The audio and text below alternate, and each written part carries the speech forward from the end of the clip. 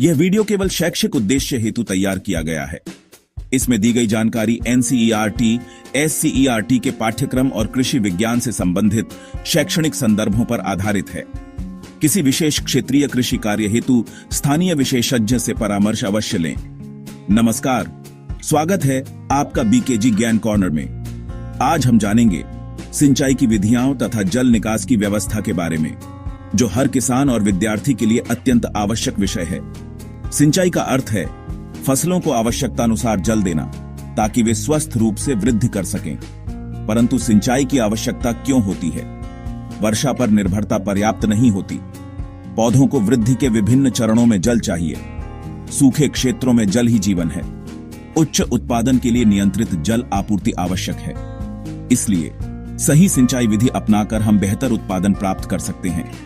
अब जानते हैं सिंचाई की प्रमुख विधियां। प्रवाह या जल प्लवन विधि खेतों में जल को बहाकर फसलों को सींचा जाता है। लाभ, सरल और सस्ती। दोष, जल की बहुत अधिक बर्बादी।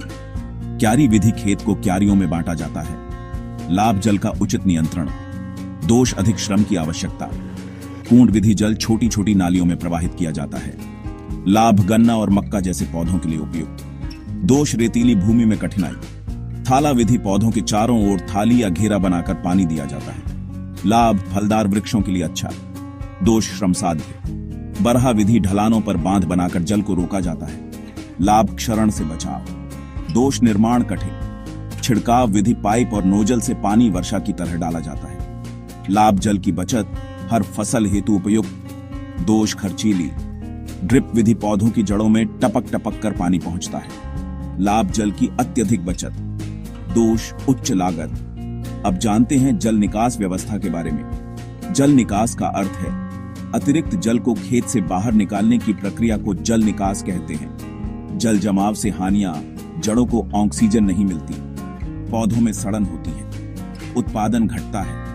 जल निकास से लाभ, मिट्टी में संतुलन बना रहता है, फसलें स्वस्थ रहती हैं, भूमि की उपजाऊ क्षमता बनी रहती है।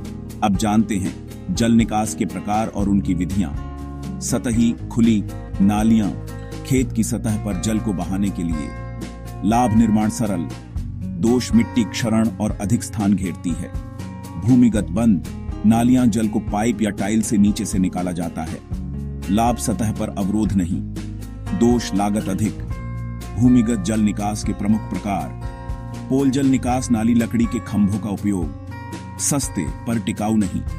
स्टोन जल निकास, नाली पत्थरों से बनी नाली, जल निकासी बेहतर पर निर्माण कठिन।